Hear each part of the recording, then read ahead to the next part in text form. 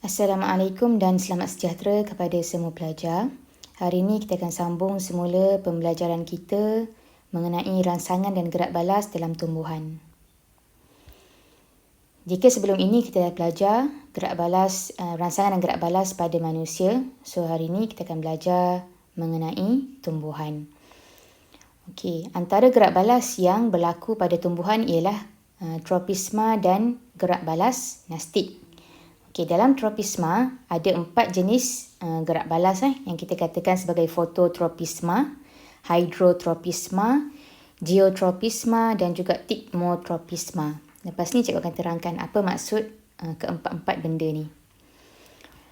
Okey, ini adalah rangsangan yang dikesan oleh tumbuhan. Terdapat 4 jenis rangsangan yang boleh dikesan oleh tumbuhan. Yang pertama ialah cahaya, iaitu yang kita panggil sebagai fototropisma.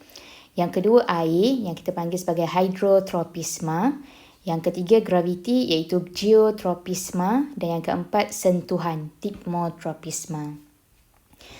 Okey, apa dia tropisma? Tropisma ini adalah gerak balas terarah tumbuhan terhadap rangsangan seperti cahaya, air, graviti dan sentuhan yang datang dari suatu arah. Biasanya gerak balas tropisma ini berlaku secara perlahan.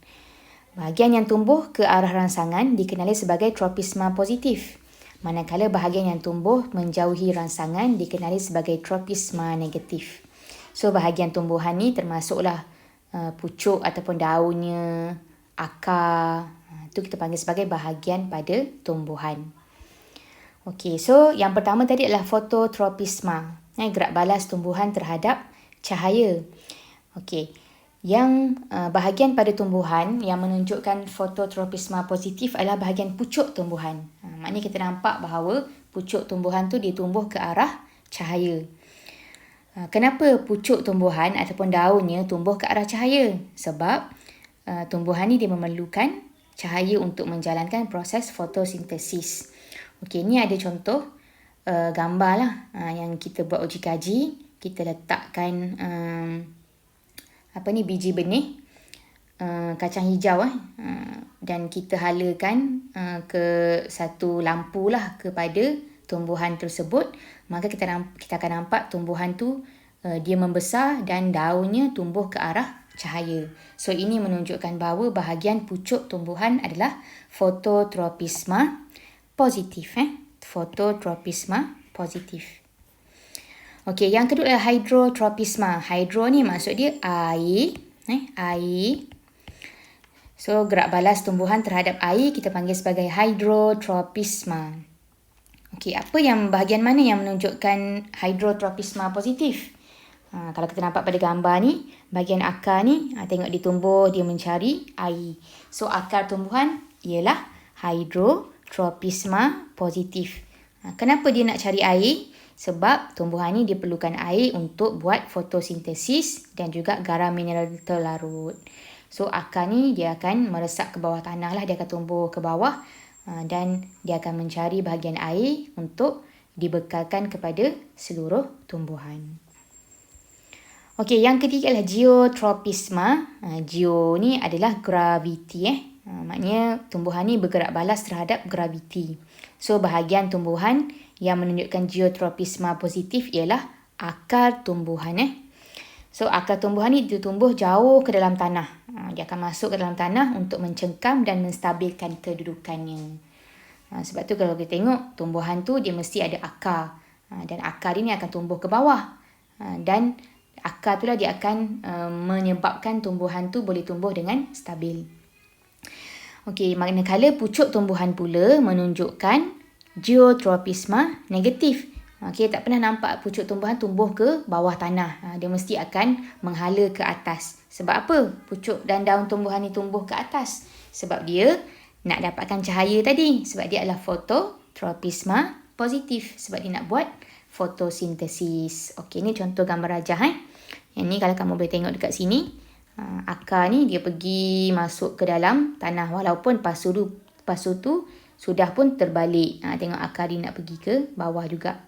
Sebab dia adalah geotropisma positif. Okey, yang terakhir adalah thigmotropisma. Dia adalah gerak balas tumbuhan terhadap sentuhan. So So apa contoh bahagian tumbuhannya? So salur paut ataupun batang melilit. Dia adalah Thigmotropisma positif. Dia akan berpaut pada sebarang objek atau tumbuhan lain yang bersentuhan dengannya. So kamu boleh tengoklah contoh pokok yang cikgu bagi kat sini, pokok timun dan satu lagi pokok seri pagi. Sama juga pokok kacang panjang, dia akan tumbuh menjala juga. Dan kenapa tumbuhan ni dia nak berpaut? So sebab dia nak tumbuh secara menegak. Sebab dia tak mampu berdiri sendiri, so dia nak tumbuh secara menegak supaya dia dapat cahaya matahari dan dia boleh mencengkam objek untuk memperoleh sokongan. Dia nak bagi dia berdiri kan. Okey, manakala akar tumbuhan menunjukkan Thigmotropisma negatif. Sebab akar tumbuhan ni dia akan cuba mengelak sebarang objek yang menghalangnya untuk mendapatkan sumber air. So dia akan tumbuh ke bawah, dia akan cari sumber air. Okey, yang terakhir, tropisma dah habis. Ada 4 tadi, phototropisma, hydrotropisma, geotropisma dan juga Thigmotropisma. Yang terakhir, bukan gerak balas tropisma tapi kita panggil sebagai gerak balas nastik. Kenapa gerak balas nastik berbeza dengan gerak balas tropisma? Kalau kita tengok tadi, gerak balas tropisma ni dia adalah rangsangan, gerak balas tumbuhan terhadap rangsangan secara terarah. Dia akan ikut arah mana datangnya rangsangan tu. Tapi gerak balas nastik ni dia tidak bergantung kepada arah rangsangan. Dari kiri ke dari kanan ke dia tak kisah. Asalkan berlaku rangsangan ke atasnya, dia terus akan bergerak balas. Okey, satu lagi perbezaannya, gerak balas nastik ni berlaku lebih cepat berbanding dengan tropisma. Okey, nampak kalau kita tanam pokok tu, pucuk tumbuhan tu, dia akan ambil masa lah untuk dia pergi bergerak ke arah cahaya. Akar akan ambil masa untuk tumbuh ke bawah. Semua tu mengambil masa. Tapi gerak balas nastik ni berlaku dengan sangat cepat. Okey, contohnya apa? Gerak balas nastik ni, pokok semalu. Pernah tengok pokok semalu? Okey, ni contoh cikgu bagi dalam gambar ni. Pokok semalu bila kita sentuh saja, dia akan menguncupkan daunnya. Kenapa dia menguncupkan daunnya? Itu adalah sebagai salah satu dia punya sistem pertahanan pokok untuk melindungi diri dia daripada musuh ataupun angin yang kuat.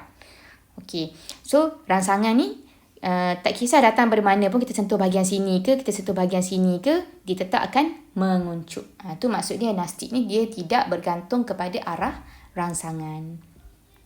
Okey, itu sahaja untuk pembelajaran rangsangan dan gerak balas dalam tumbuhan. So cikgu nak kamu buat latihan praktis formatif 1.3 dan akan bersambung dengan ada beberapa eksperimen lah untuk bab ni. Okey, itu sahaja. Sekian, terima kasih. Bye.